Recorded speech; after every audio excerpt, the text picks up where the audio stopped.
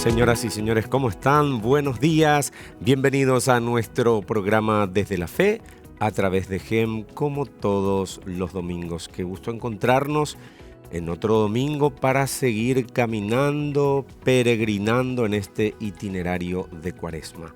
Y lo hacemos siempre reflexionando con el Evangelio del día.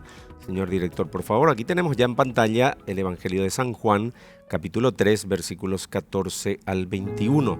Y dice parte del texto: en aquel tiempo dijo Jesús a Nicodemo: lo mismo que Moisés elevó la serpiente en el desierto, así tiene que ser elevado el Hijo del Hombre, para que todo el que cree en él tenga vida eterna.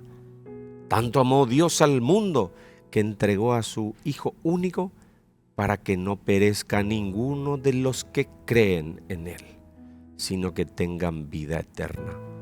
Porque Dios no mandó a su Hijo al mundo para juzgar al mundo, sino para que el mundo se salve por él.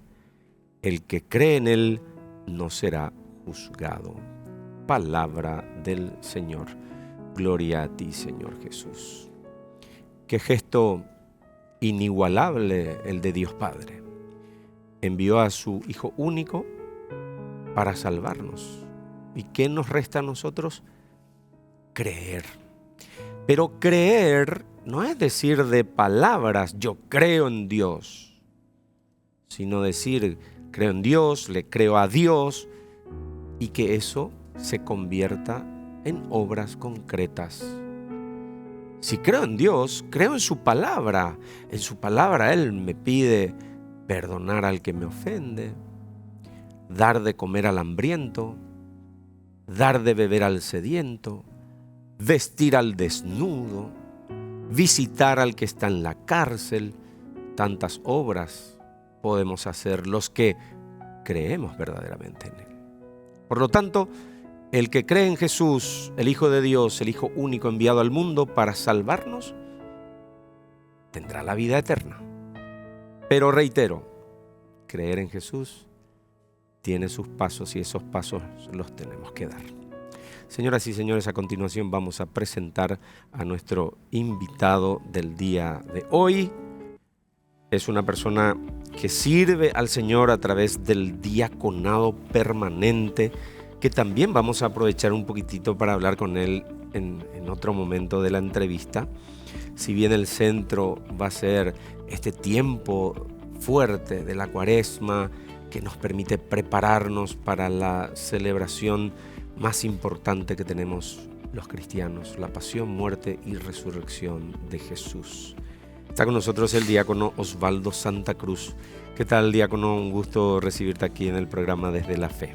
Muchas gracias por la invitación, Mariano. Muchas gracias a la producción y agradecemos también a Dios y por este espacio que ofrece para que la palabra sea extendida.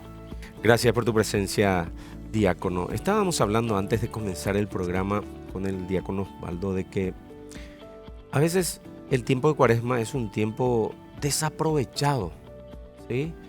Tenemos hermosas liturgias, tenemos la posibilidad de participar de los sacramentos, sobre todo la Eucaristía y la reconciliación. Tenemos la invitación de la Iglesia de hacer ayuno, abstinencia de carne, algún tipo de sacrificio. Pero decíamos, diácono, que a veces no ya aprovecha para ya reflexiona mina o para lado. Y no aprovechamos lastimosamente porque son 5 semanas que la Iglesia ofrece anualmente en preparación para esa semana tan importante como decías. Y 5 semanas desaprovechadas porque el ritmo de la vida también hoy día nos hace apresurar en muchas cosas y dejamos de lado a Dios. Y principalmente en esto que marca la Iglesia, ¿verdad? La caridad, hacer el ayuno, ¿verdad? La caridad y también la limosna. Son 3 cosas que son pies fundamentales para nuestra acción en la comunidad, en la familia y con los hermanos. Y así como decías también, tanto la Eucaristía como la reconciliación. No aprovechamos y no damos ese margen para que Dios actúe en nuestra vida y que este tiempo realmente nos prepare. Hacemos como que creemos que todo es pasajero y sin embargo no nos preparamos para esa semana más importante, la gran semana, como se suele escuchar. La semana mayor, incluso. La semana mayor, exacto. Suele decirse. Así mismo. Diácono, ¿cómo estás observando como un agente pastoral importante? Porque generalmente en la parroquia está el párroco, a veces algún administrador parroquial y después ya está el diácono que incluso celebra algunos de los sacramentos. Y reitero, en el segundo bloque vamos a profundizar eso, pero ¿cómo estás observando a las comunidades? A veces la gente dice, algunos cristianos se están alejando de la iglesia, pero en San Lorenzo, en tu comunidad, ¿cómo estás viendo y sobre todo en este tiempo de Cuaresma? Bien, realmente yo estoy dentro de la diócesis de San Lorenzo y en la parroquia Santa Rosa de Lima, Boyú, Itagua. Hay materiales que la iglesia ofrece que a veces son desaprovechados. Por ejemplo, el material de Cuaresma en familia, que son 5 temas muy interesantes que incluyen inclusive las 7 palabras, la celebración de las 7 palabras, el Vía Crucis, que se puede realizar y compartir en familia. Y hay un caminar diferente en la Cuaresma que ayuda de alguna manera. No ayuda totalmente, pero cierta decía siempre hay. Y queremos llegar a las familias. Hay cierto espíritu de cuaresmal, como solemos decir, escuchar, y eso es lo que nos lleva. Podemos hacer un balance, decir que en las familias hay ese espíritu de cuaresma, pero no llegamos al tope, nos quedamos a medias. Y eso es lo que a veces, no digo nos bajonea, ¿verdad?, pero hace que el mismo caminar de la iglesia a veces sea muy pausado. No podemos avanzar mucho en nuestras obras, repito, de caridad, de ayuda al prójimo, de solidaridad, de entrega, de servicio, que son fundamentales. Nos quedamos a veces en lo teórico y cuando que la práctica dejamos de lado. Y eso es lo que un poquito faltaría, un impulso para que realmente seamos solidarios y ayudemos siempre a los demás. No somos Jesús, pero hay una frase bíblica que dice, Jesús se pasó haciendo el bien. Y nosotros deberíamos intentar también hacer siempre el bien. Diácono Osvaldo, el mundo sin duda alguna va cambiando, las generaciones tienen nuevas costumbres. Yo recuerdo en mi época de niñez, de juventud, nuestros padres, nuestros abuelos eran muy rigurosos en la Cuaresma. Por ejemplo, mi papá, que le encanta el fútbol, dejaba de ver televisión, por ejemplo. ¿Cómo cambió nuestra comunidad, a veces también familiar, en la actualidad? Cambió todo. Empezando desde ese silencio que antes de Viernes Santo, por ejemplo, era sagrado. Sagrado, nada, ni fútbol ni pelotas. Yo recuerdo que mi papá guardaba la pelota. Sí, se guardaba todo. Miércoles santos allá en Ñongatún la pelota. Así mismo. Y sábado a la tardecita noche nos devolvía. Ni siquiera se hacía fuego en el día. O sea, antes de amanecer se hacía el fuego, por ejemplo. Y cómo acudían en familia, acudíamos, ¿verdad? Yo en Pacaraí, en mi niñez, yo nací en Pacaraí, soy pacariense, y acudíamos en familia y nos íbamos caminando, no había ese medio de transporte tan fácil que hoy tenemos. Y nos íbamos caminando y se hacía ese sacrificio, y ese sacrificio hoy no hay. Ya nadie quiere sacrificarse, todo live, como se suele decir, como decía Monseñor, como decía Monseñor Sebelio Peralta de feliz memoria, todo es live parece, y con un clic te viene y solucionamos allí. Y ese sacrificio de ir en familia, rezar, las Vía Crucis, las celebraciones de Vía Crucis que se hacían en las casas, en las manzanas, en las calles, se redujo casi todo a un espacio de capilla de iglesia. ¿Cuáles son las tradiciones de Semana Santa así que extrañas? Que antes se vivía y ahora ya no. Y la de los Viernes Santos, que religiosamente Vía Crucis en las calles, por las calles del barrio.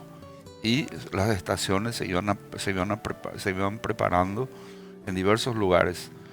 Hay una comunidad que quiero nombrar el año pasado, estuve, San Miguel 2 se le dice, de Santa Rosa, donde sí hicimos Vía Crucis en las calles. Y resulta maravilloso, resulta bueno, porque ahí vas de casa en casa, compartiendo, se van uniendo las familias. Y esa unidad familiar hace también que lleve a otro aspecto de los barrios, la seguridad, ¿verdad? ¿Por qué? Porque nos conocemos todos. Exacto. Y cuando actuamos aisladamente no nos conocemos. Se genera mayor solidaridad Sí, también. y Vía Crucis es lo que más... lo de las 7 palabras siempre es más, digamos, del tiempo propio de la Semana Santa. Y hablando ya ahora de la Semana Santa, para ir cerrando el bloque, en Uruguay, por ejemplo, ya no se llama Semana Santa, es Semana del Turismo. Y a veces en Paraguay vemos que muchas familias también adoptan la Semana Santa como una Semana del Turismo, diácono. Así mismo, y es lastimoso porque, como decíamos al principio, es un tiempo desaprovechado por las familias para que haya más unidad, se comparta más en la familia, y eso ya no hay. Y se aprovecha ese tiempo para vacacionar, para ir a un lugar retirado, y sin embargo ese silencio que antes había podemos hacer también en nuestras propias casas, reuniéndonos, haciendo ese espacio más familiar, y lastimosamente hacemos turístico, y hay ofrecimientos para eso, y depende de la demanda, como se dice también, Claro. ¿verdad? Hay muchos que buscan eso hoy día. Sin duda, la Semana Santa también es un tiempo de descanso. Nadie dice que por eso es feriado también, ¿verdad? Seguimos, digamos, profesando mucho lo que es la fe cristiana, la católica, sobre todo en gran parte del pueblo paraguayo. Entonces por eso sigue siendo feriado la Semana Santa, el jueves y el viernes santo. Pero destinar capaz a que sea simplemente turismo es lo que desde la iglesia siempre se pide que no sea. Sí, es cierto, es para estar en familia, podemos viajar, estar con otros seres queridos en el interior, o algunos vienen del interior a la capital, pero no debemos dejar de vivir en ese ambiente de oración y de, sobre todo, respetar los momentos de la Semana Santa. Nosotros vamos a una pausa y después con el diácono Osvaldo Santa Cruz queremos también un poco conocer su testimonio de vida, su servicio como diácono permanente dentro de la Iglesia Católica. Ya volvemos enseguida aquí en Desde la Fe.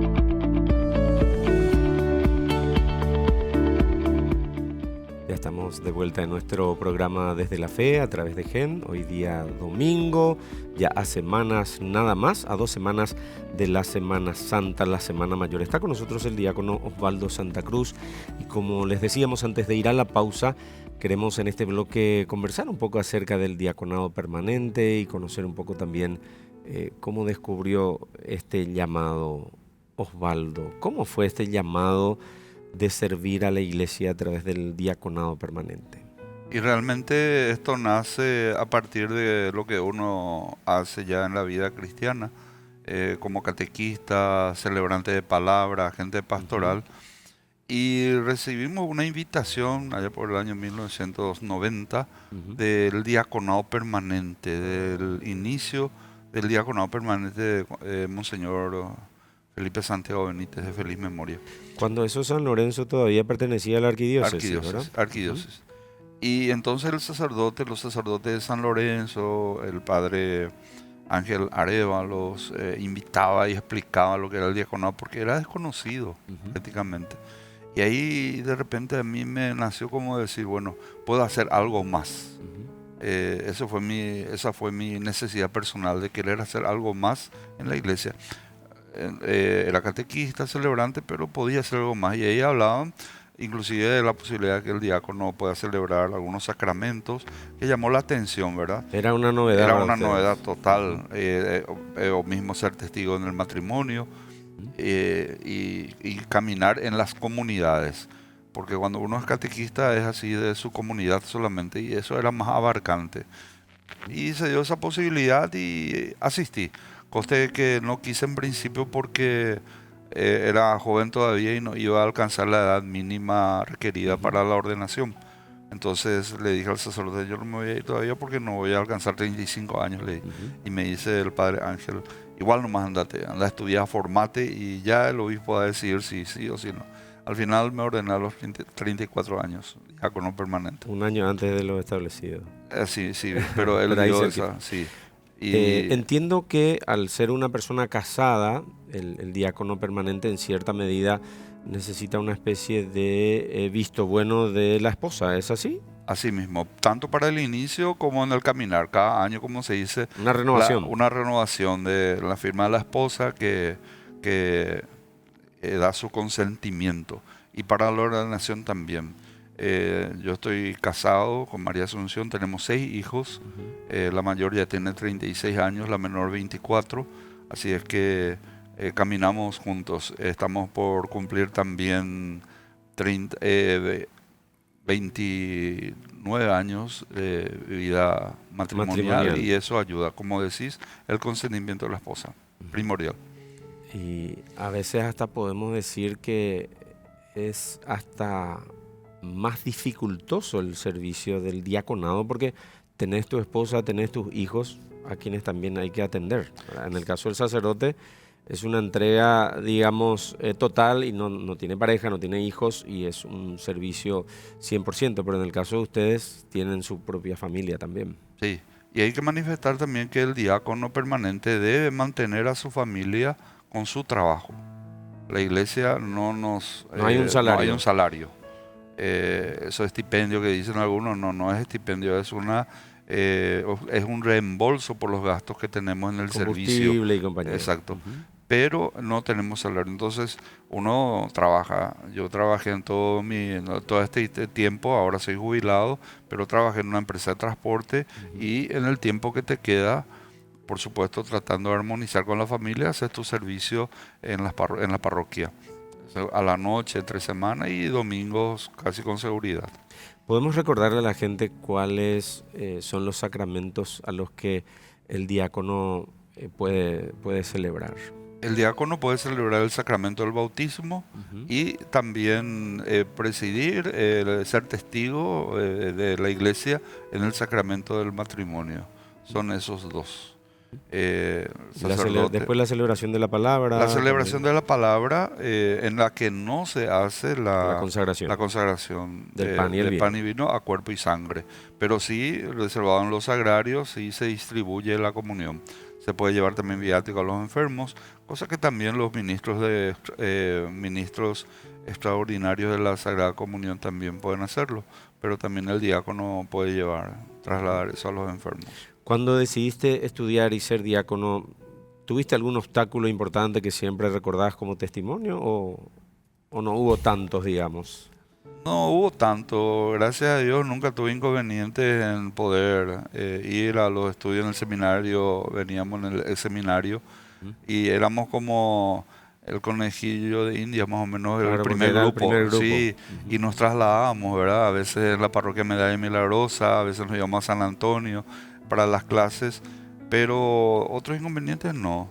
Gracias a Dios, por un lado los hijos eran chicos, ¿verdad? Pero y en el trabajo también me permitía porque tenía un horario de oficina hasta las 4:30, 5 de la tarde, entonces me permitía ir a los cursos que duraron 6 años. En primer lugar los lunes de noche, después lunes, miércoles, después lunes, miércoles y viernes, así hasta llegar a 6 años y medio estuvimos haciendo. Sí, eso te iba a decir que a veces hablamos del diaconado permanente y casi es como estudiar como para ser sacerdote, ¿no?